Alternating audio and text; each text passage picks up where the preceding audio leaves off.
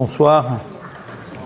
Alors le thème qu'on va essayer de développer ensemble a été donc savons-nous aider l'autre. Alors bien sûr, je vous rassure tout de suite, je ne vais pas vous donner des exercices techniques, quoique on va faire quelque chose ce soir qu'on n'a jamais fait encore, mais bon, il faut savoir un petit peu s'ouvrir à d'autres choses.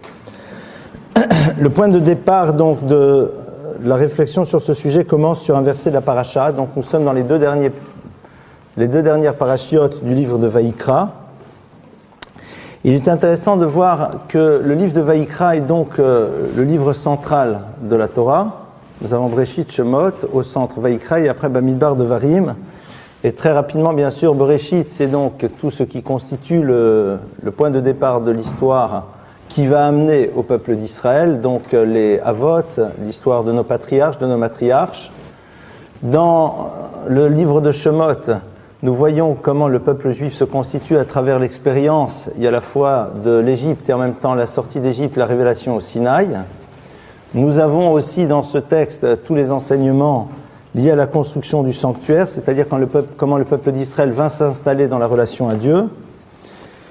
Bamidbar, je saute volontairement Vaïkra, le troisième livre, et on va y revenir dans un instant. Bamidbar, c'est donc le quatrième livre dans lequel on nous relate un petit peu toutes les pérégrinations du peuple d'Israël à l'intérieur du désert, toutes les confrontations qu'ils vont avoir avec toutes les peuplades qu'ils vont rencontrer. Et Dvarim, qui est donc le cinquième livre, qui est appelé aussi Mishneh Torah, la répétition de la Torah, puisque en effet, ce texte reprend beaucoup d'éléments que l'on a déjà vus dans les livres précédents. Et on a au centre donc le livre de Vaïkra. Vaïkra, c'est donc le texte dans lequel on parle essentiellement de Avodat HaKorbanot, c'est-à-dire de tout le service qui était dans le temple, tout ce qui était le culte, les sacrifices, les offrandes en tout genre.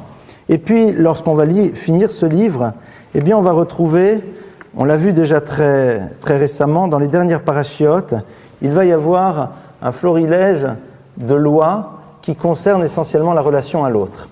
C'est intéressant de comprendre pourquoi les lois qui ont trait à la relation à l'autre se trouvent à l'intérieur de ce texte. Pourquoi est-ce que c'est à l'aboutissement du livre de Vaïkra, celui dans lequel on parle donc essentiellement de ce qui se passait dans le temple et dans le sanctuaire du désert, que l'on développe ces notions? Alors parmi les différentes, bien sûr, explications, je voulais vous proposer celle-ci, c'est que pendant tout le livre de Vaïkra, on nous a beaucoup parlé au fond du culte, c'est-à-dire de tout le rituel qui était présent dans le temple de Jérusalem, quelque chose qui était extrêmement impressionnant. Et lorsque l'on est un petit peu dans tout ce qui a trait à la relation à Dieu et tout ce que l'on appelle les corbanotes, tout ce qui permet de nous rapprocher du divin, puisqu'on sait que le terme korban, que l'on traduit d'ailleurs de manière générale par sacrifice, mais qui veut dire plus offrande, vient de l'origine karev, qui veut dire un rapprochement. On nous a donc indiqué quels étaient les différents processus qui allaient permettre à l'individu de pouvoir créer un rapprochement avec Dieu. Et nous savons que depuis que le sanctuaire et le temple ont été détruits, la manière de construire le contact avec le divin passe essentiellement à travers ce qui remplace les corbanotes, c'est-à-dire la tefila, la prière. Et la Torah nous dit, lorsque tu arrives à cela, eh bien nous allons remettre l'accent sur quelque chose qu'on pourrait avoir tendance à oublier, sur quelque chose qu'on pourrait mettre de côté, c'est-à-dire toutes les mitzvot, tous les commandements qui régissent le rapport à l'autre. Et c'est la raison pour laquelle dans les dernières parachiotes, on nous en parle beaucoup. Et je voudrais m'arrêter sur un verset de cette paracha qui nous dit la chose suivante.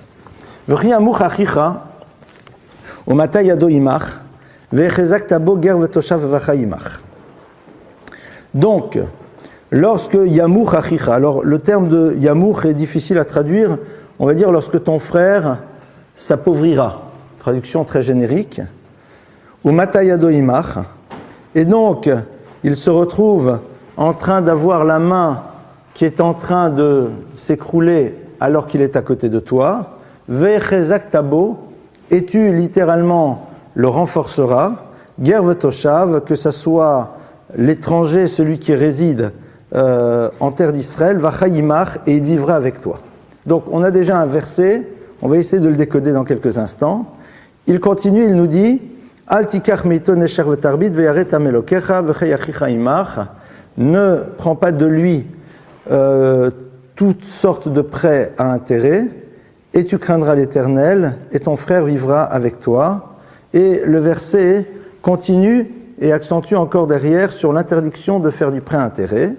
Et le verset qui suit nous dit Ani Hashem Elokecha asher hotzieti atrem me'eretz Mitzrayim, je suis l'Éternel qui vous a sorti d'Égypte pour vous donner la terre d'Israël, pour être pour vous comme un Dieu. Alors, on a ici donc quelques versets qui commencent en nous disant Ki amour vechezak tabo. Ki amour, lorsque ton frère s'appauvrira, au matayado imach, et qu'il se retrouvera donc avec toi, mais en train un petit peu de perdre pied, vechezak tabo. La Torah nous dit vechezak tabo, c'est-à-dire tu as l'obligation de le renforcer.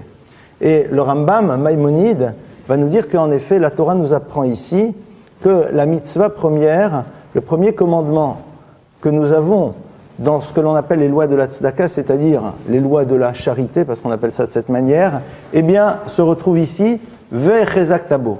Obligation que l'on a d'être mechazek, c'est-à-dire de faire en telle sorte que celui qui se trouve un moment dans une situation difficile n'ait plus besoin de nous.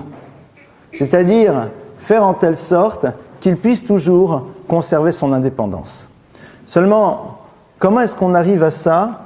Et le point de départ, c'est le vechi amour. Lorsque il commencera à s'appauvrir. On ne parle pas ici de quelqu'un donc qui est à nos côtés, en train de tendre la main, qui est sans toit, qui est sans nourriture, qui est donc le pauvre tel qu'on peut l'imaginer, qui yamour. Yamour, on va dire, il commence à être un petit peu déstabilisé. Il commence à trébucher. Traduit dans un langage plus actuel, les affaires commencent à être difficiles. Et la Torah nous dit vechezak tabo. Tu as l'obligation d'être mechazek, c'est-à-dire de faire en telle sorte qu'il puisse réussir à garder son indépendance. Pourquoi est-ce que la Torah a-t-elle besoin de nous préciser cela? Chachamim savent et nous disent que la nature de l'homme, c'est d'être capable de répondre aux besoins de l'autre dès le moment où il voit que cet autre est dans une forme de déchéance. Pourquoi? Parce que la déchéance et la difficulté dans laquelle l'autre se trouve est quelque chose qui crée une forme d'angoisse, parce que nous pouvons nous imaginer qu'un jour, nous puissions nous retrouver dans la même situation.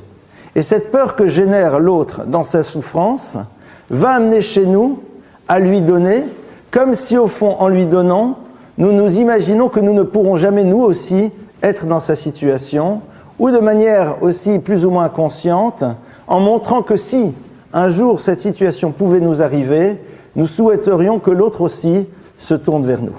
Et que le travail numéro 1 que la Torah nous demande de faire, c'est d'arriver à ne pas attendre le moment où l'autre nous propose sa déchéance, le moment où l'autre est face à nous dans un réel besoin, mais cette dimension de vechezak tabo, de réussir à être mechazek, c'est-à-dire de réussir à le renforcer.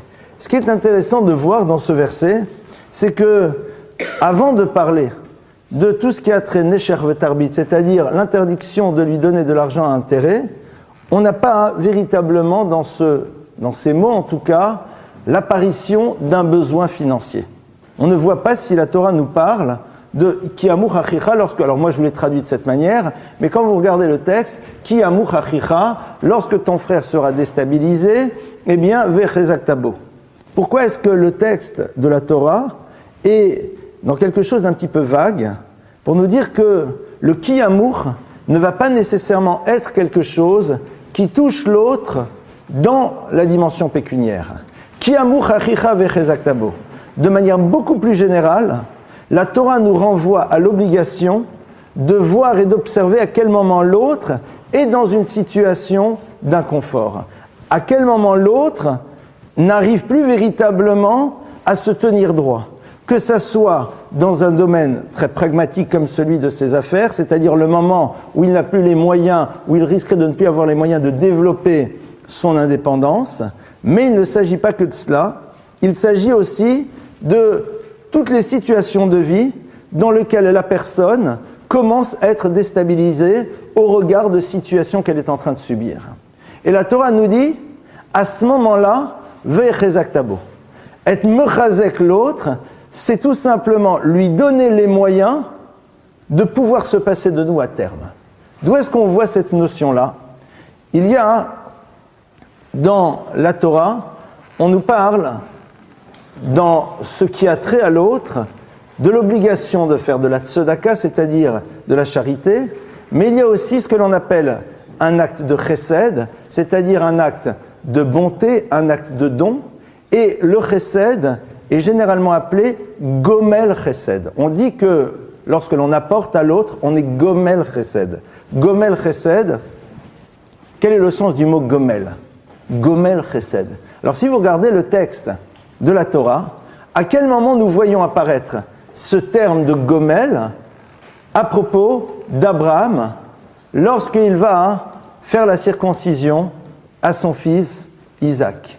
La Torah nous dit qu'il va lui faire la circoncision, et puis après, Vayas Avram Ishtegadol Beyom Higamel et Yitzhak. Abraham fit un grand festin le jour où il a été Gomel Yitzhak.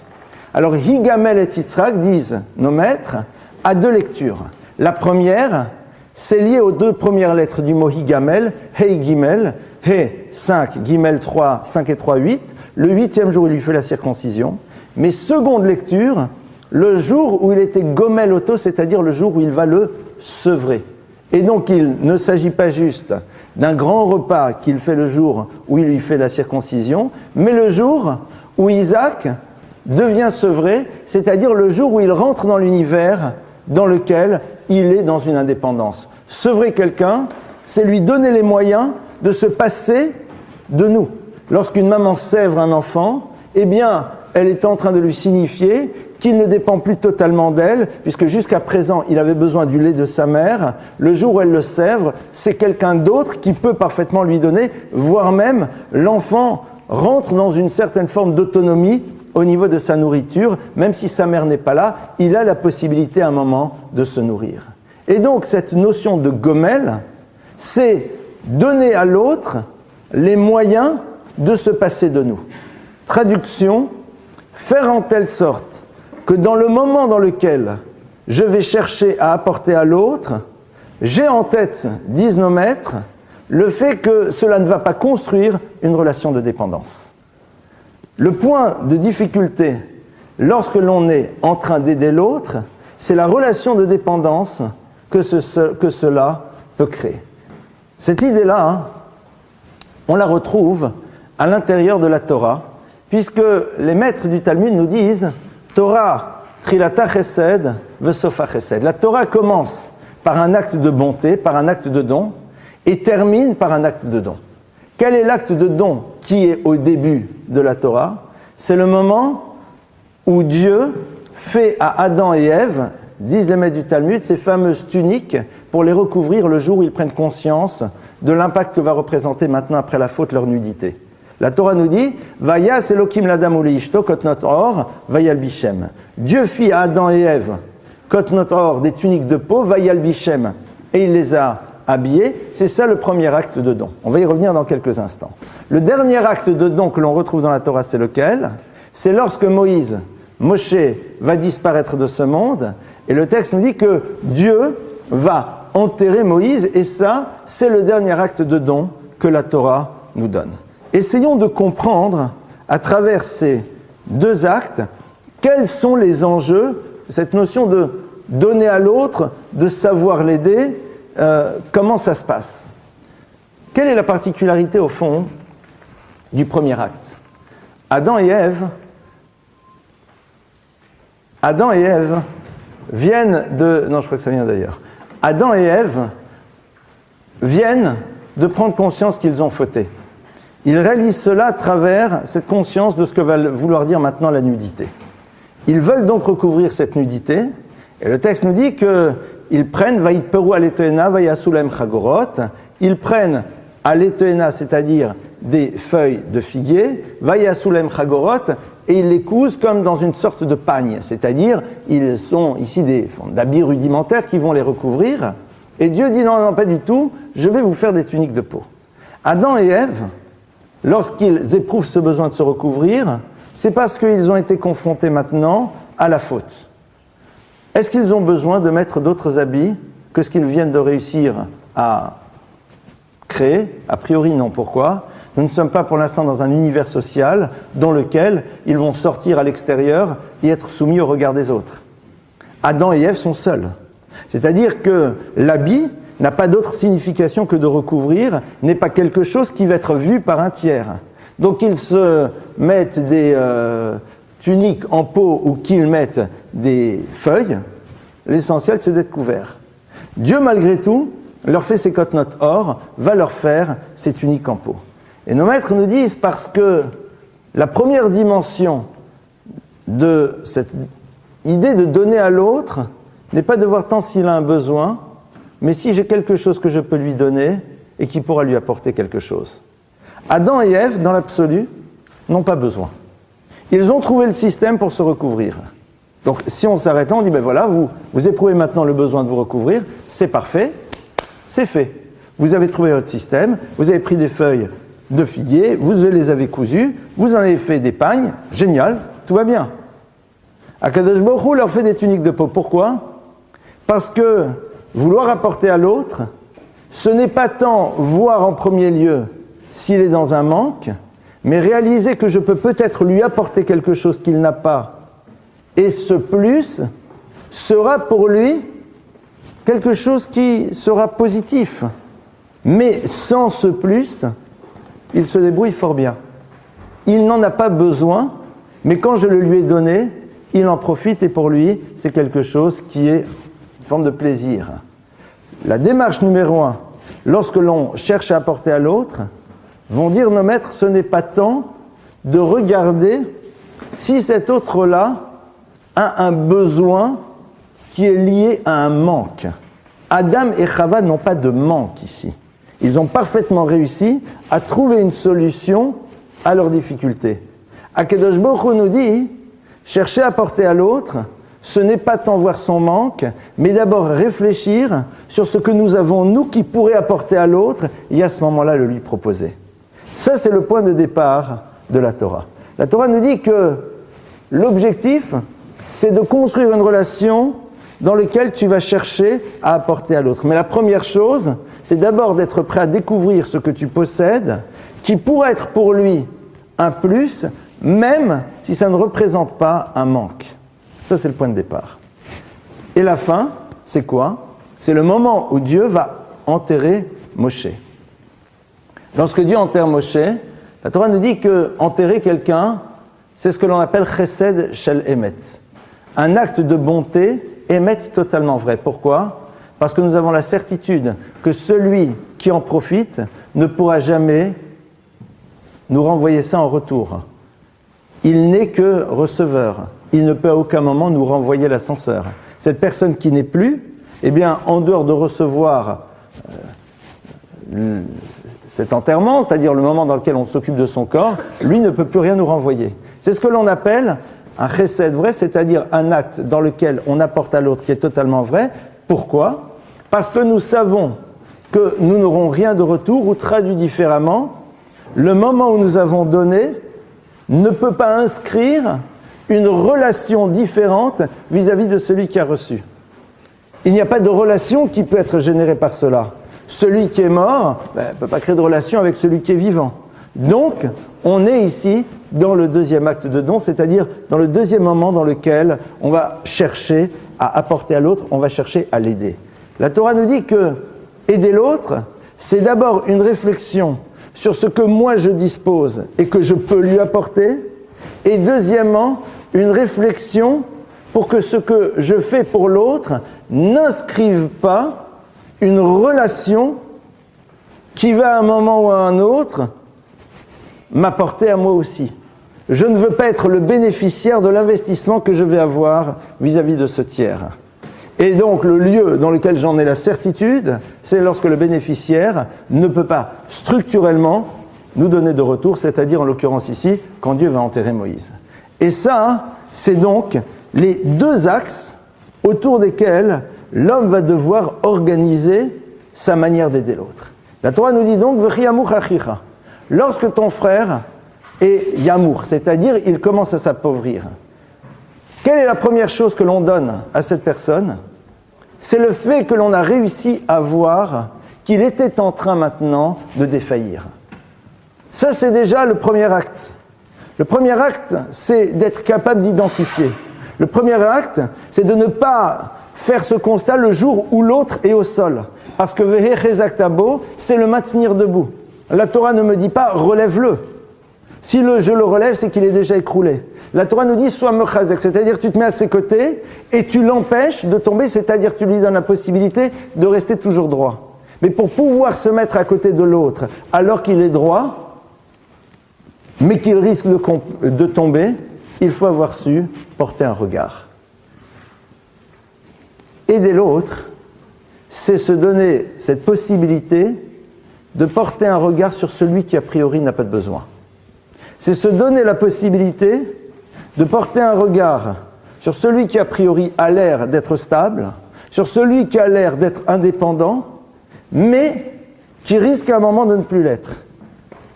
C'est une forme de vigilance que nous nous devons d'avoir vis-à-vis de tous ceux et de toutes celles qui vivent dans notre environnement. Pourquoi ? Parce que la Torah nous dit que mipsarecha al titalem.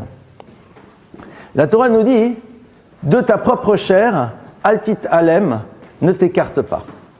Quel est le sens de ce texte ? Alors, je vais d'abord vous dire quelque chose qui va vous choquer, mais qu'on va essayer de décoder ensemble très rapidement.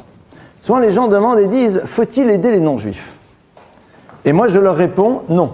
Alors bien sûr, tollé dans la salle, mais si vous continuez, vous regardez en vérité, on nous dit pourquoi ? Parce que normalement il y a marqué « mipsachal titalem » de ta propre chair, tu ne dois pas t'écarter. Traduction, la priorité de ton investissement doit aller vis-à-vis de ceux qui sont ta propre chair, c'est-à-dire ceux qui sont dans ton environnement. Or, dans l'absolu, chaque personne dans l'univers est censée avoir autour d'elle des personnes qui sont concernées par ce principe. Donc je n'ai pas à m'investir pour l'autre, non pas parce que je n'ai pas le droit, mais parce que j'en ai pas besoin, vu que si la logique de la Torah était respectée, chaque personne ayant un tiers à ses côtés, ce tiers est censé porter un regard et donc remplir ce rôle que je n'ai donc pas à moi à remplir. Je n'ai pas à venir et à remplir le rôle que l'autre doit assumer. Ça va très très loin. Aider l'autre, c'est quoi ? C'est une mitzvah. Or, la halakha nous dit que si demain vous vous précipitez pour faire une mitzvah que quelqu'un était en train de faire, mais vous voulez la faire à sa place, il peut nous amener devant le tribunal. J'étais en train de m'investir pour telle et telle chose. Et puis toi, tu viens, tu me passes devant et tu dis, c'est moi qui vais le faire. Excusez-moi l'expression un peu légère, tu m'as piqué ma mitzvah. Et la Torah, la halakha nous dit, je peux même demander 10 pièces d'or. C'est-à-dire, ça va pas, quoi. J'étais face à une possibilité d'agir pour un tiers, pour Dieu, dans la mitzvah que tu désires, et toi, tu me le prends. Au nom de quoi ? Donc, on voit bien que normalement, je n'ai pas à m'ingérer dans la mitzvah de l'autre. L'autre a une mitzvah, et cette mitzvah-là, eh bien, à partir du moment où elle s'est proposée à lui, il se doit de l'assumer. Venir et le faire, c'est lui prendre la possibilité de grandir à travers cet acte qui lui a été proposé. Un instant, je continue. Je répondrai aux questions après. Juste à la fin, on répond aux questions. Mais il y a pas, gardez votre question. Donc, à la limite, j'ai pas le droit. Pourquoi ? Parce que je viens, la mitzvah qui lui était proposée, c'est une possibilité qui lui a été donnée de grandir. Chaque occasion dans laquelle on peut agir de manière positive est quelque chose à voir comme étant une proposition de pouvoir grandir. Je lui ai pris cette possibilité de grandir. J'ai pas le droit. Maintenant, concrètement, je me dois de donner aux juifs comme aux non-juifs parce que tout simplement, on n'assume plus ce que la Torah nous dit, mipsachal titalem. Parce qu'on ne regarde plus cette notion de ne t'écarte pas de ta propre chair. Donc là, la va me dire, mishum darke shalom, pour que justement la paix et l'harmonie existent, eh bien, je vais maintenant moi aussi m'investir vis-à-vis d'un tiers, vis-à-vis duquel normalement je ne suis pas censé être responsable, parce qu'un autre, plus proche que moi, serait censé être le responsable. Comme malheureusement ça ne fonctionne plus de cette manière, donc c'est la raison pour laquelle j'ai cette liberté de pouvoir lui donner, parce que si je ne le fais pas, le tiers ne l'assumera pas. Et donc la Torah nous dit Ki amur achicha umatayado vechezak tabo. Lorsque ton frère, et la Torah nous dit après gerv toshav, aussi l'étranger qui habite avec toi, ben tu n'as pas le choix. Pourquoi? Parce que si tu l'as vu, eh bien peut-être que personne d'autre ne l'a vu.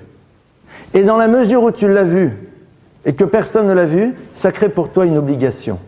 On ne peut pas à un moment dire, puisque c'est à l'autre de le faire, donc je n'ai pas de responsabilité. À partir du moment où je l'ai vu, eh bien, je n'ai pas d'autre choix que d'être mechazek, c'est-à-dire que de le renforcer, que de lui donner les moyens d'être stable. Normalement, ça devrait être vis-à-vis du périmètre qui est proche, et c'est logique. Pourquoi? Parce que ce périmètre qui est autour de nous, ce sont des individus que l'on est censé côtoyer au quotidien, et donc vis-à-vis desquels on a un regard plus fin, dans lequel on peut détecter les éventuelles variations de bien-être. Lorsque vous connaissez quelqu'un, vous êtes capable, en voyant cette personne, de réaliser, tiens, il se passe un problème, soit financièrement, cette personne qui avant payait toujours pour tout le monde le repas au restaurant, aujourd'hui n'insiste plus pour le faire. Tiens, c'est intéressant de voir qu'il y a des petits signes qui nous montrent qu'il y a peut-être à ce moment-là quelque chose qui est en train de se passer, par exemple au niveau financier. Ou alors l'observation que l'on a de l'autre, dans son sourire, dans sa manière d'être, peut nous renseigner sur le fait qu'il est en train de s'écrouler, il commence peut-être à être déstabilisé dans sa vie personnelle, et donc on a ici ce que j'appellerais un devoir d'ingérence. Le devoir d'ingérence, c'est d'être mechazek. Ce n'est pas commencer à interviewer l'autre sur ce qui se passe, mais arriver à être mechazek, c'est-à-dire à le renforcer. Lorsqu'il s'agit de ce qui est du domaine de l'argent, c'est très simple. La Torah te le dit après. Tu lui proposes quoi? Un prêt. Mais attention, sans intérêt. C'est-à-dire, tu lui proposes un prêt. Puis-je te prêter de l'argent? Quel est l'intérêt? C'est que lorsque je prête de l'argent, l'autre ne se sent pas mal et arrive à le recevoir. Pourquoi? Parce que l'univers du prêt, c'est l'univers au fond du monde des affaires. Dans le monde des affaires, on se prête. La Torah me dit, attention, comme l'autre est dans un besoin, si tu lui prêtes, sache qu'il serait prêt à te donner beaucoup pour pouvoir obtenir ce prêt. Donc c'est à toi de savoir ne pas, quelque part, exploiter ce moment de faiblesse en demandant à l'autre qu'il te rende avec intérêt, chose que l'autre serait totalement prêt à faire, tellement il a envie que tu lui prêtes cet argent. Là, ici, la Torah te dit, tu disposes de quelque chose. Ce dont tu disposes, ici, c'est de l'argent. Cette chose-là doit être maintenant à sa disposition. De la même manière, si le vechezak tabo, c'est une présence amicale, une présence affectueuse, une présence à travers une écoute. Est-ce qu'il vous viendrait à l'idée de demander à l'autre de vous rendre une présence avec des intérêts? Même pas en rêve, j'ose espérer. Eh bien la Torah nous dit c'est la même chose ici. La Torah te dit voilà, matin, l'autre est en train de se déstabiliser, donc il faut être capable de le voir, il faut être capable de l'observer. Il faut être capable de les découvrir. Tout de suite, tu es mechazek. Comment tu es mechazek? Tu fais en telle sorte que l'autre se sent toujours fort. Comment il se sent fort? Lorsque tu proposes à quelqu'un de lui prêter, tu lui révèles que tu as confiance en lui. Si vous pensez qu'une personne est en train de s'écrouler, eh bien, vous ne lui prêtez pas. Le fait de lui prêter montre qu'on lui fait confiance. Cette confiance qu'on lui révèle lui donne des forces, et donc ces forces vont lui donner peut-être la possibilité de pouvoir régler ses problèmes. Et ce n'est pas juste une vue de l'esprit, c'est une réalité concrète de la halakha, de la loi juive. Au passage, c'est très intéressant, mais j'ai été en contact récemment avec une personne, et cette personne-là donc était en train de me parler d'un ami qui était dans une situation extrêmement difficile au niveau de ses affaires, et cette personne qui le connaît et qui l'a vu est venue lui faire un prêt qui correspond à des sommes extrêmement importantes et qui représentent une part non négligeable de sa fortune personnelle. Il ne s'agissait pas de 100 000 euros, de sommes beaucoup plus importantes. Et il me dit, je ne me vois pas ne pas lui proposer. Pourquoi? Eh bien parce que tout simplement, je vois que si je ne lui propose pas, eh bien c'est sûr et certain qu'il va tout perdre. En lui proposant, je lui montre que j'ai confiance. Le fait de lui montrer que j'ai confiance, c'est l'élément supplémentaire qui va lui donner les énergies pour pouvoir peut-être réussir à s'en sortir. Et si ça ne marche pas, la Torah ne me dit pas que je ne peux prêter que dans la mesure où j'ai la certitude que l'autre va me rendre de l'argent. Bien sûr, si on sait que l'autre est complètement criblé de dettes et que cet argent ne pourra pas permettre d'être mechazek, c'est-à-dire de lui permettre de se renforcer et de rester toujours autonome, dans ce cas-là, on a une autre obligation qui est celle de la tzedaka. Pas l'obligation maintenant de donner de l'argent pour ses créanciers. Là, il va falloir maintenant s'occuper par la suite de lui autrement. Comment est-ce qu'on arrive à construire ce regard? Comment est-ce qu'on fait pour réussir à mettre en place ce regard? Alors, pour cela, il y a un principe qui est le suivant. Vous savez que lorsque Adam, l'être humain, a été créé, la difficulté première qu'il va avoir, c'est qu'il va être seul. Et lorsque l'on est seul, on regarde avant tout soi-même. Et tout l'enjeu de Adam va être d'apprendre à découvrir la réalité de l'autre.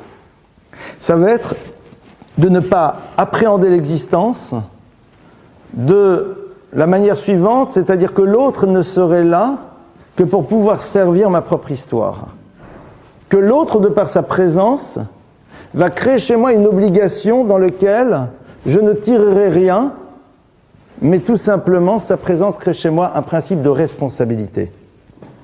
Posons-nous la question de manière très concrète. Aujourd'hui, quelles sont les personnes avec lesquelles nous aimons être en relation? Et là, on rentre dans du concret. Quelles sont les personnes avec lesquelles on aime être en contact? Je ne parle pas des personnes agréables, sympathiques ou moins sympathiques ou très antipathiques. On va parler dans un univers dans lequel il y a une forme de neutralité au niveau des émotions. C'est-à-dire qu'il n'y a pas une personne qui est plus sympathique ou moins sympathique que l'autre. Tout le monde, voilà, une forme de neutralité.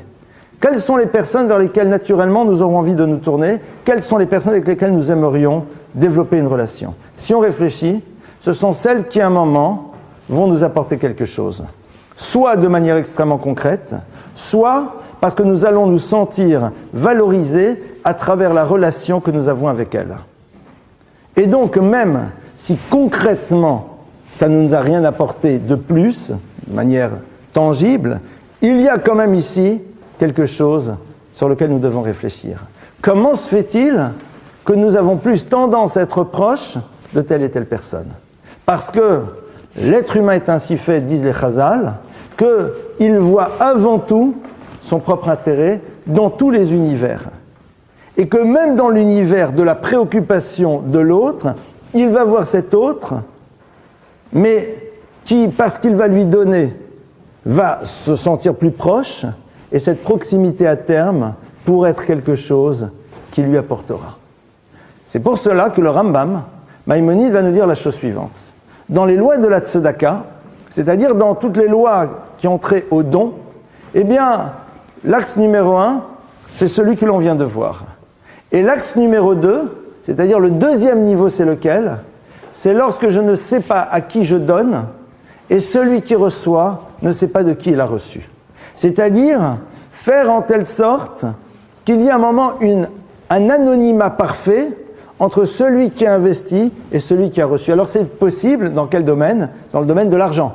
C'est-à-dire c'est vrai qu'on peut se débrouiller pour donner à un tiers une somme d'argent et lui dire voilà, prends cette somme d'argent et donne-la à ceux qui en ont besoin, et ceux qui reçoivent n'ont aucune idée de qui l'ont reçu.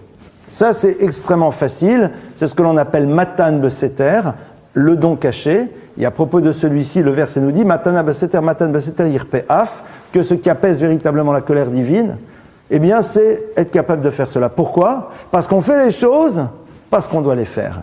Et non pas parce qu'on veut via cela construire une relation. Maintenant, comment réussir à faire cela dans cette dimension dans laquelle on a d'abord dû identifier l'autre dans son manque, et une fois qu'on l'a identifié dans son manque, lui apporter quelque chose. C'est pas simple. Ce n'est pas simple. Comment est-ce qu'on y arrive? Alors, peut-être de la manière suivante. Il y a un texte de la Gemara qui nous dit la chose suivante. Yoter ha'ani noten le balabait, misha balabait noten le ani. Ce qui veut dire, celui qui n'a pas, c'est-à-dire celui qui est pauvre, mais pauvre dans tous les sens du terme, apporte plus à celui qui est en train de lui donner que celui qui est en train de lui donner est en train de lui apporter. Celui qui reçoit n'est pas nécessairement celui que l'on croit. Pourquoi? Alors, explication basique, parce que lorsque je donne à l'autre, j'accomplis une mitzvah, et cette mitzvah est quelque chose qui m'apporte énormément au niveau de son mérite. Pardonnez-moi, c'est vrai. Mais si on va aller un tout petit peu plus loin, au moment où celui qui est dans le besoin reçoit de moi, au moment où je lui offre ce qui va lui permettre de pouvoir se maintenir, qu'est-ce qui se passe chez lui? Eh bien, il se passe une transformation, j'ai presque envie de dire, technique. Je lui ai donné des énergies, soit très concrètes, soit psychiques, pour lui permettre d'être dans la continuité de sa démarche. Donc ça, c'est ce qu'il a reçu. Maintenant, pourquoi moi j'en reçois plus? Je reçois plus parce que si je veux faire ce que la Torah me demande, je dois réussir à ne pas vouloir recevoir au moment où j'apporte à l'autre. Donc il me donne plus parce qu'il m'oblige à faire un exercice que lui-même n'a pas l'obligation de faire. Lui, en recevant, est déjà extraordinaire. Il a reçu, et donc comme il a reçu, super, il va bien. Mais moi, mon acte de don n'a de sens que dans la mesure où il n'installe pas une relation dans laquelle je vais tirer profit, comme nous l'avons vu, avec ces deux exemples de la Torah. Chesed Shelemet. La Torah me dit que le véritable investissement vis-à-vis de l'autre, c'est que ça ne construise pas une relation dans laquelle tu vas profiter. Donc si je veux véritablement accomplir les choses comme la Torah me le demande, parce que c'est ça l'enjeu, sinon je les fais comme moi je veux. Mais si j'ai envie de voir, d'accomplir, la Torah me dit quoi? La Torah me dit, tu vas donner, mais au moment où tu donnes, tu dois faire en telle sorte que ce don ne construise pas une relation dans laquelle à terme, tu pourrais prendre du plaisir, être bénéficiaire parce que je suis le donneur et l'autre est le receveur, ce que tu veux. Vous voyez un peu l'enjeu? L'enjeu est complexe. Il me donne plus, pourquoi? Parce qu'il m'oblige à faire un travail que je n'arriverais pas à faire s'il n'était pas là avec son besoin. Au moment où l'autre est là dans son besoin, quel qu'il soit, la première réflexion que nous devons avoir est la suivante. Je vais aider. Et je sais qu'en aidant, je vais construire une relation. Or, la Torah me dit que de manière ultime, le don n'est pas là pour construire une relation par rapport à celui qui a reçu. Tu ne dois pas instrumentaliser ton investissement par rapport à l'autre. Donc, je vais être obligé de faire un travail personnel. C'est quoi ce travail personnel? C'est de devoir avant tout ce que je fais comme étant un acte vis-à-vis duquel je n'ai pas le choix. En deux mots, tu n'as pas le choix. La présence de l'autre t'oblige à faire ça. Donc, c'est quelque chose sur lequel je ne peux pas faire autrement. Je ne peux pas faire autrement. Ah, vous allez me dire, et alors, qu'est-ce que ça change? Si lorsque l'on fait quelque chose, on ne peut pas imaginer pouvoir faire autrement, alors ça ne crée pas ce lien. Pourquoi? Parce que je ne peux pas m'enorgueillir de quelque chose que de toute façon je n'ai pas d'autre choix que de le faire. Lorsque je me réserve dans ma tête la liberté de faire ou de ne pas faire, eh bien, j'ai fait, donc c'est génial. Lorsque je suis dans ma tête sûr que faire autrement, ce n'est pas dans le domaine du possible, je ne peux pas m'enorgueillir d'une chose vis-à-vis de laquelle, de toute façon, je n'avais pas le choix. Où est-ce qu'on trouve cette idée-là? Cette idée-là, on la retrouve dans un enseignement d'un maître qui s'appelle Rabbeinu Yerucham. Rabbeinu Yerucham est un maître qui a vécu à Mir, avant la guerre, un des grands maîtres du Moussar, et qui disait que la dimension ultime du libre arbitre, c'est de ne plus en avoir. La dimension ultime du libre arbitre, c'est de réussir à ne plus en avoir traduction, de faire en telle sorte que la conscience que l'on a de l'importance des choses soit tellement claire que l'on ne peut même plus imaginer faire autre chose que ce que l'on est censé faire.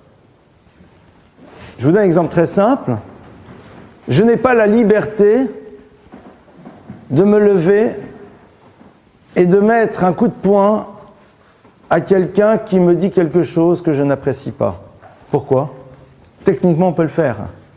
Mais lorsque l'individu fait un travail sur lui-même, il y a des choses qui deviennent du domaine de l'impossible. Il y a des choses qui ne sont plus possibles. Je ne peux même pas y m'imaginer. Soit parce qu'on a été conditionné, c'est tout le rapport à la religion. On a une forme de conditionnement qui fait que même si techniquement on peut aller acheter le jambon beurre, mais si on était conditionné à ne pas le faire, on ne peut même pas imaginer pouvoir le faire. Mais au niveau de la relation à l'autre, c'est tout un travail personnel. Pourquoi? Parce que lorsque nous sommes enfants, cette idée-là ne fait pas du tout partie de notre programme. Je vois l'autre, je ne le vois en tant qu'enfant qu'à travers ce que je peux en prendre. Si l'autre me pose problème, je le rejette, il ne m'intéresse plus. Il y a tout un travail que nous devons effectuer pour rendre impossible chez nous cette possibilité-là, qui reste bien réelle, mais qui pour nous n'est plus dans le domaine du possible et du concret. J'en reviens donc à ce qu'on était en train de dire. La Torah me dit, qui matin, lorsque tu verras l'autre, pour pouvoir arriver à la dimension ultime de l'aide, il faut faire en telle sorte que cette haine ne soit pas vécue dans un désir de relation. Et ça, je le sais. La Torah me dit, c'est comme cela que tu dois le faire. Donc à partir de là, qu'est-ce que je suis obligé de faire, concrètement? D'arriver à effectuer un travail dans lequel je me dis, de toute façon, dès le moment où j'identifie que chez l'autre, il y a un besoin, je n'ai pas d'autre choix que de répondre à son besoin. Je ne me laisse plus l'alternative de ne pas agir. Ça devient comme quelque chose qui est une forme d'automatisme. Et c'est ça, de manière ultime, que la Torah attend de l'individu. Faire en telle sorte que la conscience que l'on a du besoin de l'autre, à travers l'observation qu'on a de lui, nous amène de manière évidente à agir vis-à-vis de lui. Non pas dans un choix dans lequel on avait une alternative, même si elle existe dans l'absolu, mais dans un choix dans lequel, comment pouvez-vous imaginer que je puisse faire autrement? Quelqu'un est là et dit, excusez-moi, est-ce que vous pouvez m'aider à ça? Oui. Comment tu veux imaginer que je lui dise non?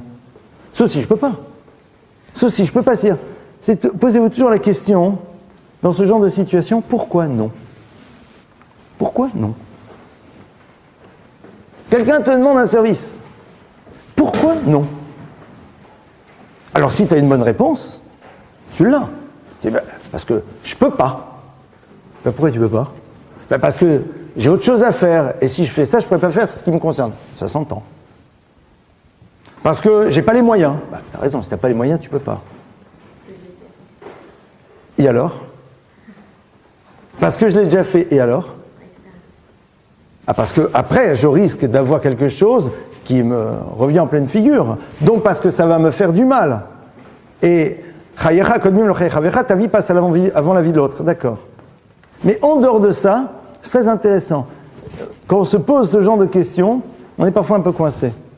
Et pourquoi pas? Tu sais, si j'étais vache, je vais l'être un peu, pardonnez-moi. Ouais, Shabbat, ça m'intéresse pas, je n'ai pas envie de le faire. Et pourquoi pas? Dis-moi, c'est intéressant. Parce que c'est qu'on avait 6 ans. Est-ce que tu as un argumentaire? Non. Alors explique-moi. Ah oui, parce que je pense que c'est faux, que c'est des inventions. Oh d'accord, c'est un argument. Après, on en discute ou pas. Il est vrai ou il est faux. Mais c'est très intéressant par rapport à nous-mêmes. Pas par rapport aux autres. C'est-à-dire se poser la question à soi-même.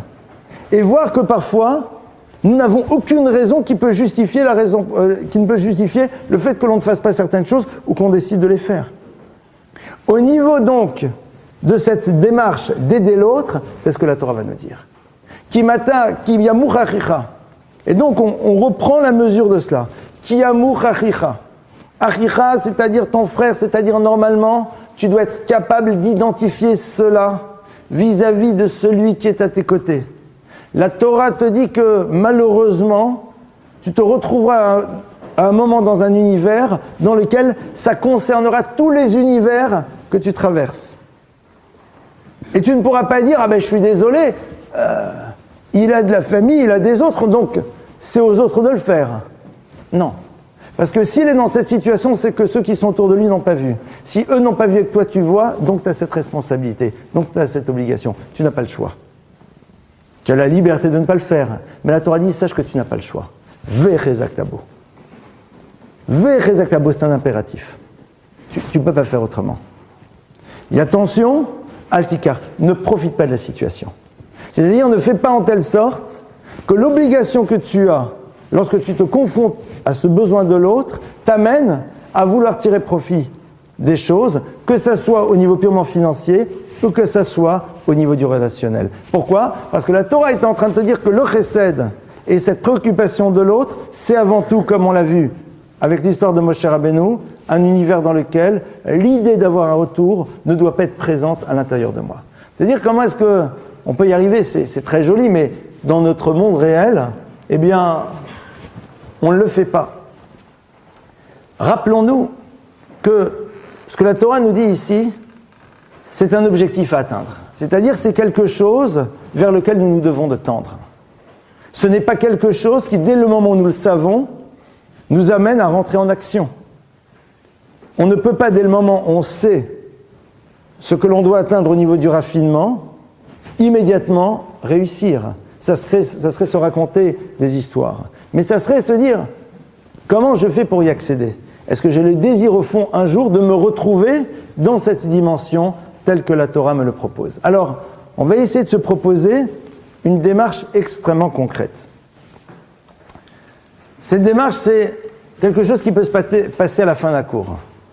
Dès le moment où on voit qu'on se tourne vers le tiers, parce qu'il peut y avoir à travers cela un intérêt personnel, alors décider qu'on se tourne vers quelqu'un d'autre. C'est amusant, mais c'est vrai que ce n'est pas si simple à faire. Essayez de faire ça au moins une fois par semaine.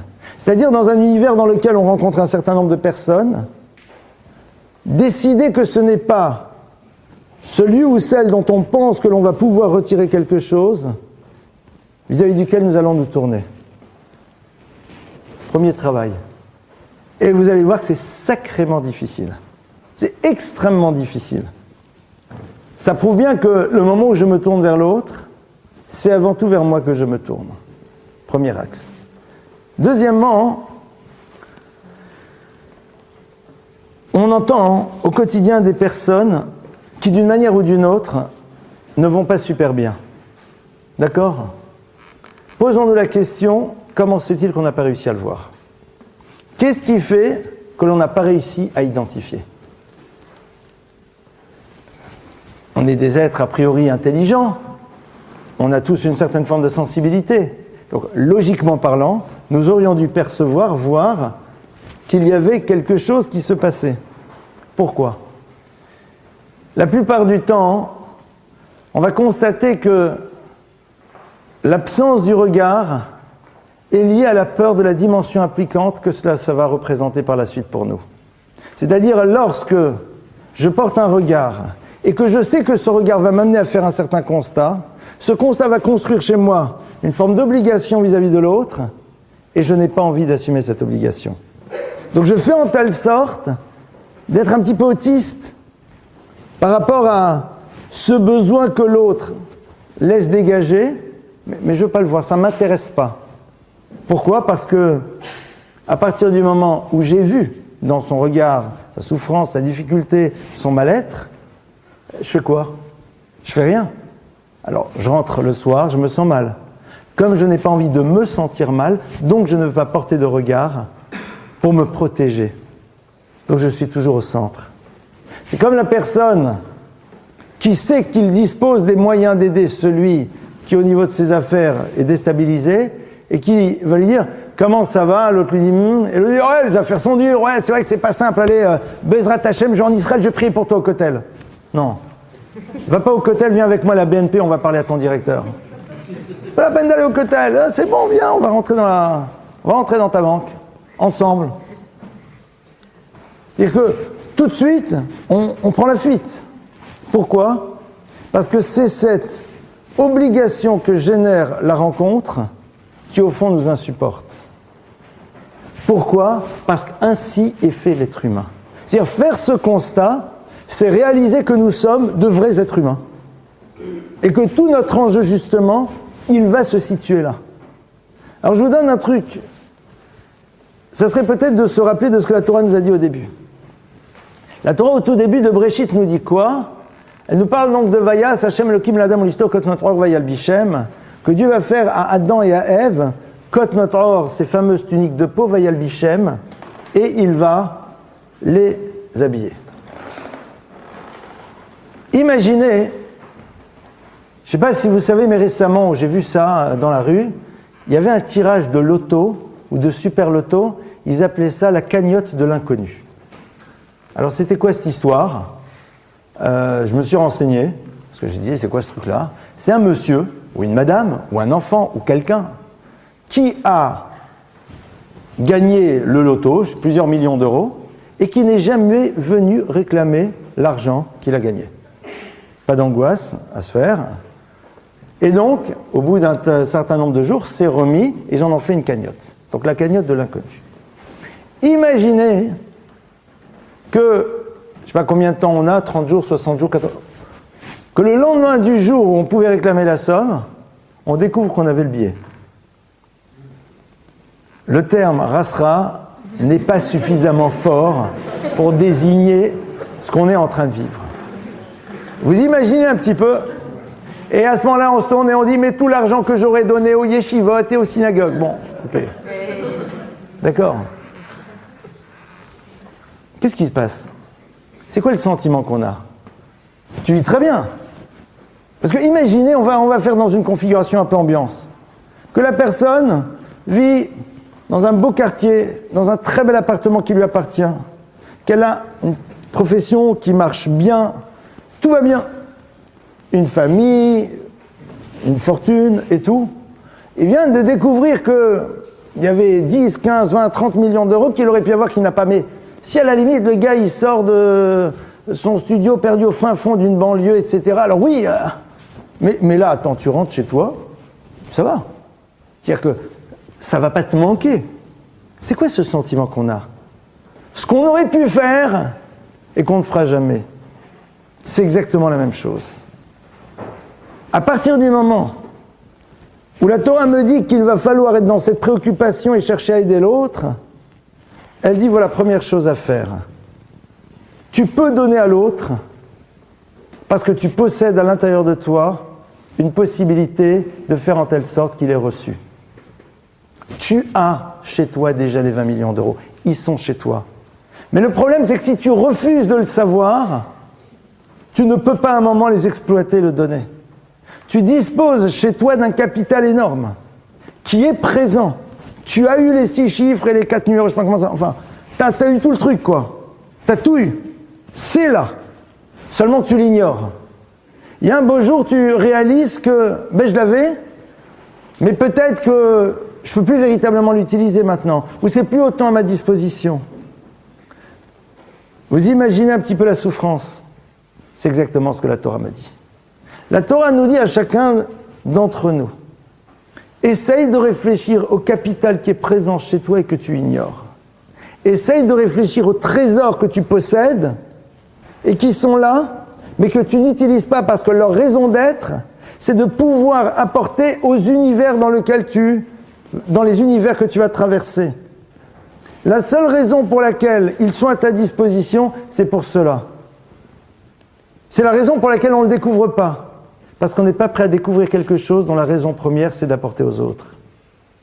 On est prêt à découvrir ce que nous possédons parce que nous allons en tirer un bénéfice pour nous-mêmes, mais prendre le temps d'explorer ce que nous possédons, mais dont l'élément essentiel, c'est d'apporter aux univers dans lesquels on se trouve, ce n'est pas quelque chose que l'on désire savoir. C'est ça peut-être le travail à faire. C'est-à-dire savoir que l'objectif final, c'est d'être capable d'apporter à l'autre. L'autre, par excellence, c'est Dieu. Pour ça, c'est pas compliqué. On sait quelles sont les mitzvot qu'on doit faire pour lui apporter le bonheur de pouvoir nous donner à travers le fait que l'on accomplit sa volonté. Ça, c'est un axe. Mais il y a l'autre, celui qui est à l'image de Dieu. Celui-là aussi, sa présence construit chez moi une obligation de découvrir ce que l'on m'a mis chez moi pour lui donner à lui. Sa présence m'amène à réfléchir à tout ce qui est présent dans mon univers et qui est là pour lui apporter. Et quelle est la première chose que l'on m'a donnée? C'est la possibilité de voir et d'être sensible à son besoin. Ça, tout le monde le possède. Mais certains le font totalement disparaître. Pourquoi? Parce que ce que cela doit générer par la suite, ils ne le désirent pas. Donc c'est la raison pour laquelle mais on n'a rien vu. Tu n'as pas de sensibilité, tu n'as pas de regard, tu n'as pas de ressenti, tu n'es pas capable de percevoir. C'est faux. Tout ça, c'est présent chez toi. Mais l'as-tu développé? L'as-tu raffiné? Est-ce que tu as fait en telle sorte que tes capteurs psychiques soient complètement présents dans la rencontre avec les univers que tu fais pour pouvoir percevoir ce qui se passe?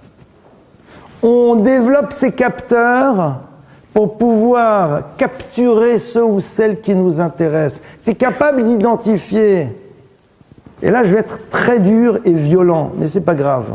Tu es capable d'identifier le mal-être du jeune homme et de la jeune fille pour pouvoir jouer à côté ce pseudo-rôle de consolateur dont on sait très bien quel est l'objectif final. Tu es capable, hein? Ah, il y en a beaucoup qui sont capables, je vous assure. Alors, si tu es capable, alors pourquoi tu n'es pas capable?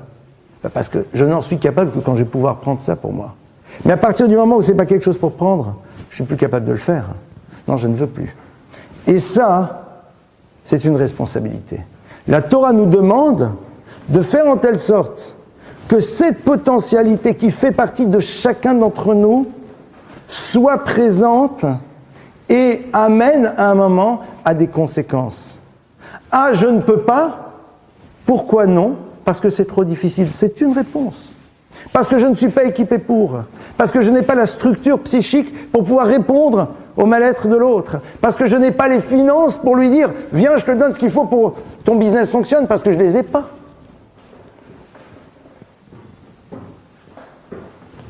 Je vois que l'autre me dit « Tu sais, au niveau des banques, c'est très compliqué actuellement. Il me faudrait au moins 25 millions d'euros. » La seule chose que je peux lui dire, c'est je vais aller au Cotel. Si HM un jour décide, je pourrais lui dire viens avec moi à la banque. Mais en tout cas, au jour d'aujourd'hui, en tout cas, sauf si j'étais l'inconnu, je ne peux pas le faire, quoi. Donc, il y a des fois, il va me dire pourquoi tu ne m'as pas aidé? Je lui montre mon relevé de compte en banque. Il va dire oui, tu as raison, tu ne peux pas. C'est-à-dire qu'il y a des choses sur lesquelles on peut dire je ne peux pas. Je ne peux pas. Pourquoi non? Parce que je ne peux pas, j'en ai pas la capacité. Alors qu'est-ce que je donne? Une chose, de la compassion. Je peux donner une chose, c'est de l'écoute. Je peux donner une chose, c'est ce souhait profond que l'on exprime à l'autre, qu'il puisse réussir à trouver une solution à son problème. J'ai l'impression que tu ne vas pas très bien. Je ne sais pas si au fond je peux t'aider, mais sache que je suis avec toi. Cette phrase toute seule, elle est énorme, elle nourrit l'autre. Cette phrase, on peut tous la dire, tous. Il n'y a pas une personne d'ici qui ne peut pas la dire, alors pourquoi on ne la dit pas? On ne la dit pas parce que tout simplement, c'est pas vrai, vous la dites, j'en suis sûr. Alors, je dis on ne la dit pas de manière beaucoup plus vaste, parce que justement la dimension de l'homme qui est avant tout centré sur lui-même fait partie de chacun d'entre nous et que nous devons essayer de lutter par rapport à cela. On soit bien clair, de la même manière qu'il ne viendrait à l'idée de personne de donner de l'argent qu'il ne possède pas pour pouvoir aider quelqu'un à développer son business ou à l'empêcher de s'écrouler, on ne peut pas donner dans l'univers psychique, dans l'univers des émotions, quelque chose dont on ne dispose pas.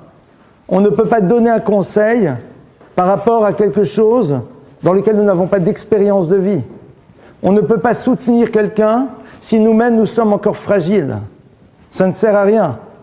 Mais on peut au moins dire qu'on a vu. On peut au moins dire qu'on a constaté. On peut au moins dire que l'on sait. Ça, on peut le faire. Voilà quelques axes sur lesquels je nous propose de réfléchir, et non pas juste de réfléchir, mais peut-être aussi d'essayer de manière extrêmement concrète d'agir. À vous les questions. Il y avait une question tout à l'heure.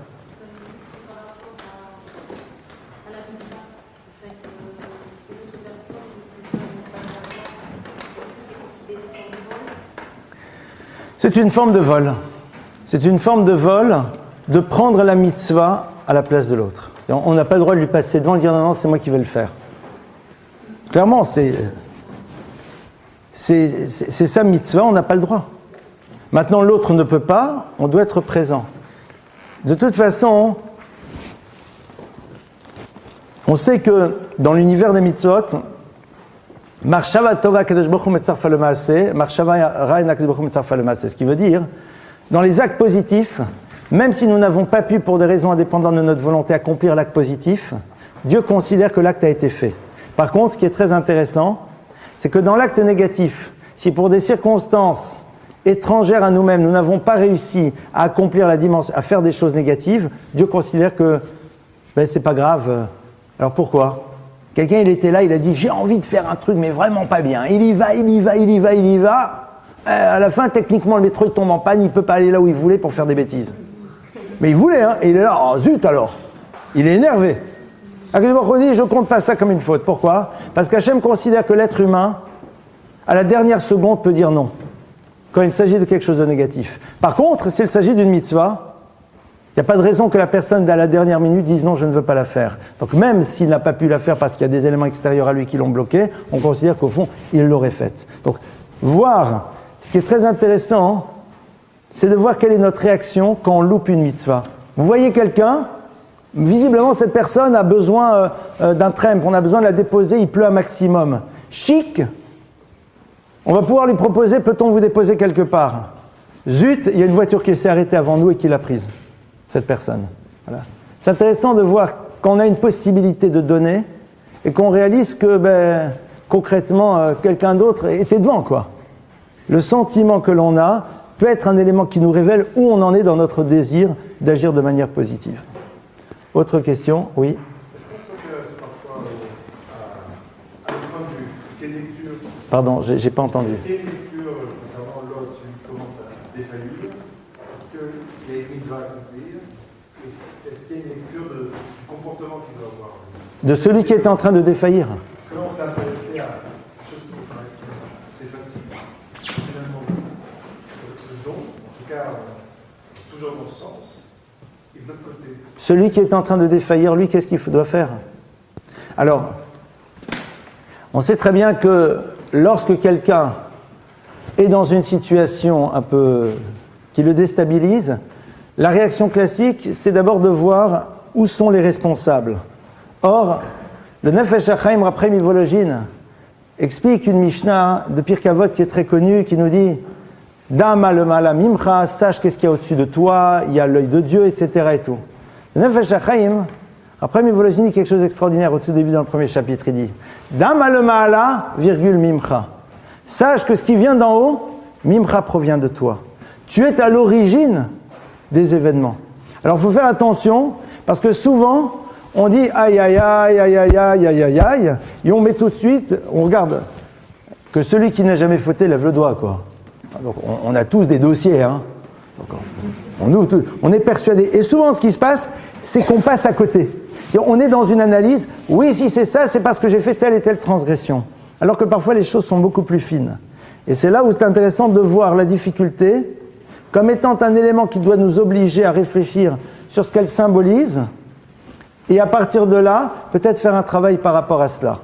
Maintenant, la difficulté dans une démarche positive que l'on a et qui ne peut aboutir, peut être aussi l'élément qui nous oblige à nous révéler à nous-mêmes l'importance d'une chose et les efforts que l'on fait pour dépasser la difficulté. Parce que souvent, lorsque l'individu est confronté à une difficulté, il a tendance à se saisir de la difficulté, surtout si c'est dans une dynamique positive, pour dire, puisque c'est difficile, c'est que c'est pas possible. Alors que parfois, la difficulté, c'est pas pour te dire stop, mais pour te dire encore.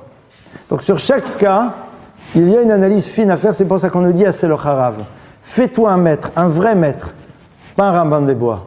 Quelqu'un qui est un maître et qui va essayer de réfléchir avec la personne, quels sont les éléments sur lesquels elle pourrait essayer de réfléchir, qui sont peut-être ici les enjeux de ce qui est en train de se passer. Ça, c'est en effet à nous de réfléchir. J'aime bien raconter cette histoire que vous avez sûrement une fois entendue. Il y avait comme ça une femme, un jour quelqu'un a proposé pour sa fille de rencontrer un jeune homme Et le jeune homme était extraordinaire, il avait un souci, qui c'est qu'il avait eu un problème à la jambe, il boitait un peu. Mais en dehors de ça, il était magnifique, quelqu'un d'incroyable. Et la mère a dit, comment, pour ma fille, même pas en rêve. Bon, très bien. Quelque temps après, le mari de cette femme était malade, il avait une angine, que sais-je. L'histoire se passe à Jérusalem, dans l'univers juif religieux, comme on l'appellerait aujourd'hui. Eh bien, ultra-orthodoxe, pardonnez-moi, fanatique. Et donc, qu'est-ce qui se passe? Cet homme a une angine et sa femme lui amène le matin avant la prière un verre de thé chaud.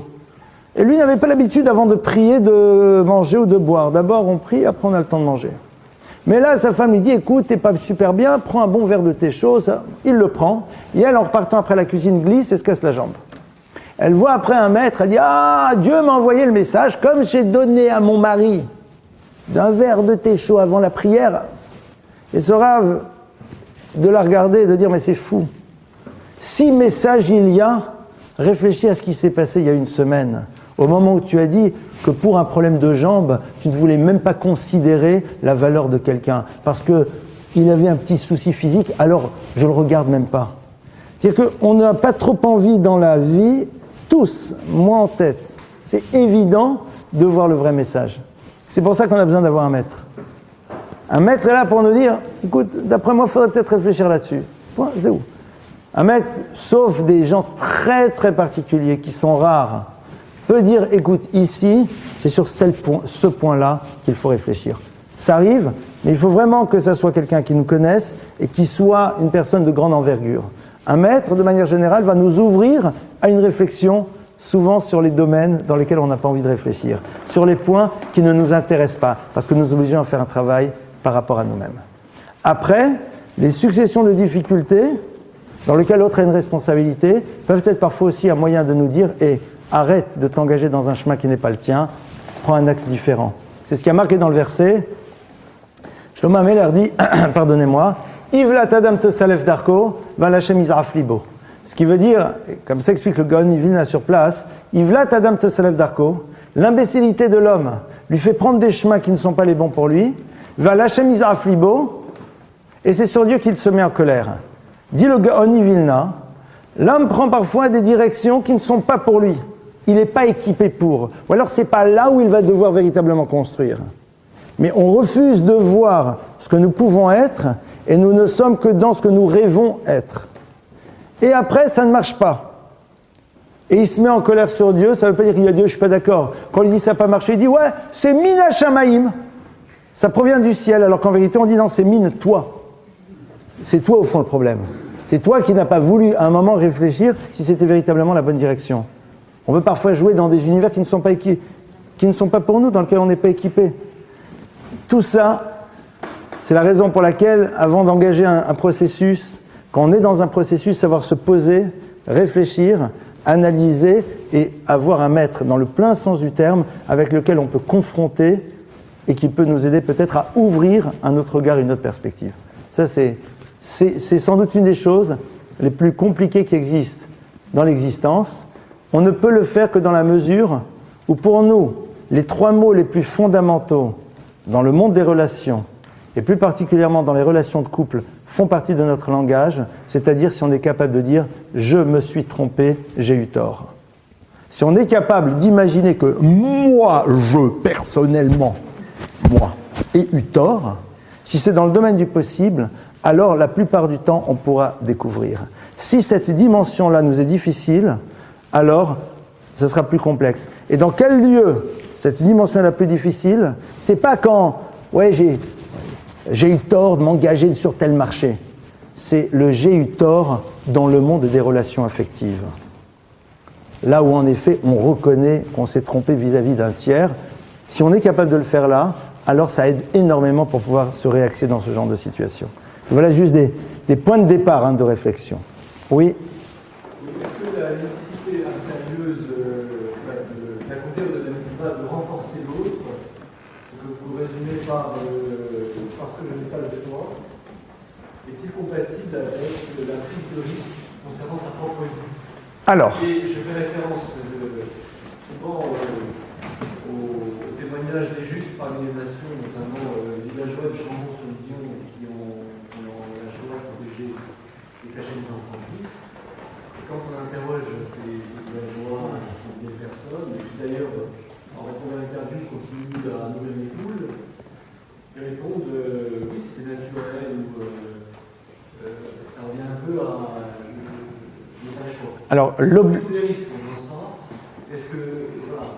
Alors, la Torah nous dit « L'otamod al-dam reacha », tu n'as pas le droit de te tenir debout sur le sang de l'autre, c'est-à-dire, c'est une obligation qui renforce celle-là, c'est-à-dire ne pas voir l'autre qui risque de perdre la vie et d'être debout et de laisser faire. Donc c'est l'obligation qu'on a de plonger pour sauver quelqu'un. C'est que le Talmud dit, c'est quoi le chassid imbécile? C'est celui qui voit que quelqu'un se noie, mais comme c'est une femme, il ne va pas la chercher. Ouais, ça c'est l'imbécile par excellence. Bon, c'est juste pour le savoir. Alors, s'il ne sait pas nager, c'est interdit d'y aller. La halakha dit qu'on ne peut pas empêcher quelqu'un de prendre des risques si à un moment, il y a quand même une chance de s'en sortir, s'il veut s'investir pour sauver l'autre. Ce n'est pas interdit. On ne peut pas lui interdire, c'est-à-dire que chaque homme a cette liberté à un moment. Si c'est quelque chose qui amène immanquablement, on est sûr, à sa propre mort, dans ce cas-là, on n'a pas le droit de le faire, même si ça ne serait pas complètement interdit, dans le cas où ça serait pour sauver une communauté, quelqu'un pourrait décider de se livrer pour sauver les autres, on n'a pas le droit d'obliger quelqu'un à se livrer pour le faire. Et donc après, c'est chaque fois quelque chose d'extrêmement fin. Si je suis là, c'est que moi aussi je suis descendant, enfin je suis enfant de ceux qui ne sont pas passés par le Chambon, mais par des petits villages pas trop loin. Les paysans qui ont caché mes grands-parents, et qui les ont avertis chaque fois que la Gestapo venait et tout, c'était, pour eux, ils ne voyaient pas, attendez, c'était normal. Ils n'avaient pas, je pense aussi, la mesure, ils ne pouvaient même pas imaginer ce qu'ils risquaient. Mais sinon, on rentre dans l'univers des pleutres. On rentre dans l'univers des lâches. On rentre dans l'univers de celui qui voit quelqu'un qui se tourne vers un tiers et qui commence à l'insulter et qui vite s'enfuit parce qu'il a peur de se confronter, alors qu'on sait très bien que parfois se confronter pourra faire fuir l'agresseur. Ça, c'est chacun entre lui et lui-même. Il faut être équipé pour. Il faut avoir le minimum d'équipement. Si on ne sait pas nager, on n'y va pas. Mais si on a un minimum d'équipement, on a une obligation, mais personne ne peut nous obliger à le faire. Après, c'est entre nous et nous-mêmes. Ça serait terriblement dommage de se dire « aïe, aïe, aïe, pourquoi je ne l'ai pas fait ?» Et ça, c'est pour cela, d'ailleurs, que la halakha dit que parmi les obligations que l'on a vis-à-vis de son enfant, qu'un père a vis-à-vis de son enfant, c'est de lui apprendre à nager. De lui apprendre à nager, c'est-à-dire de lui donner les moyens d'être autonome dans des situations de vie où il monte et il redescend, et de pouvoir aider l'autre. Parce que si je sais nager, je peux aider l'autre. Parce que symboliquement parlant, c'est pas juste apprendre à faire la brasse. C'est aussi savoir comment gérer une existence dans laquelle on est au-dessus, en dessous, et malgré tout être dans la continuité de l'avancement. C'est aussi ça qui se joue ici. Oui ?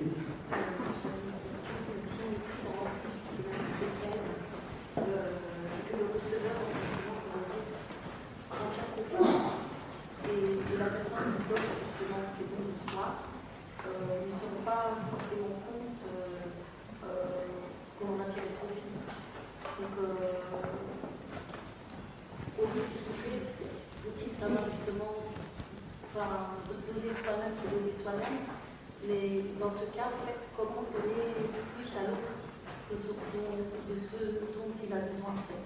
Mais quel serait, j'ai pas, alors il y a quelque chose qui m'a échappé, pardonnez-moi, dans votre question.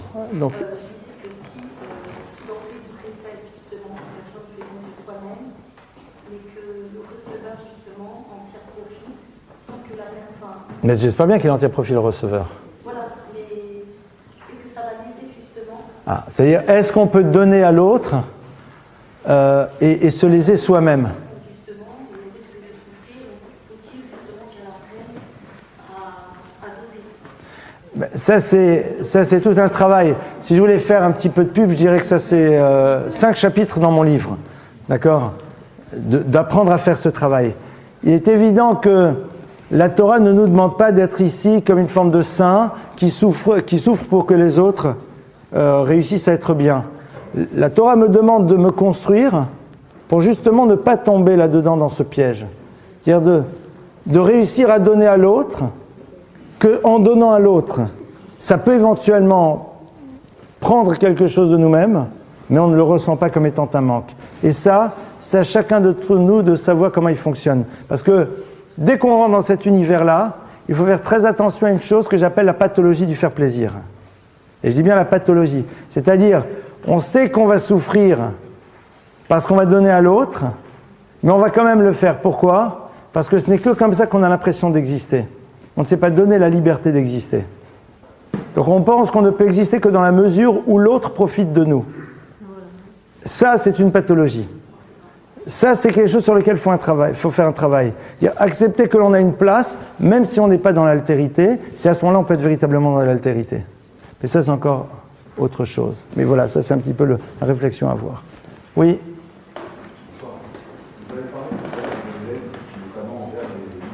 Oui.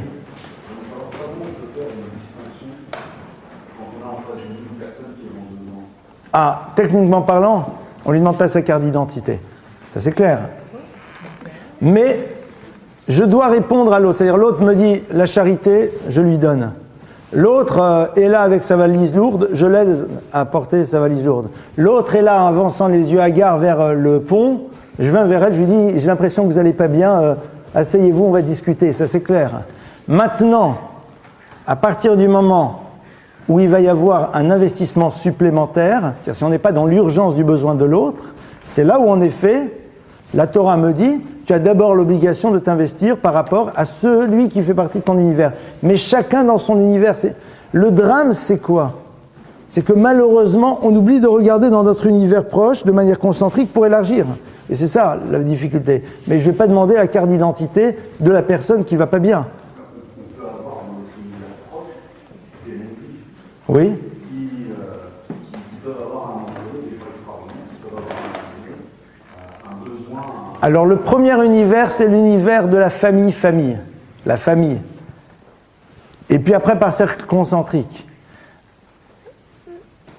Dès le moment où je vais aller plus loin dans la réponse, elle ne satisfera pas tout le monde.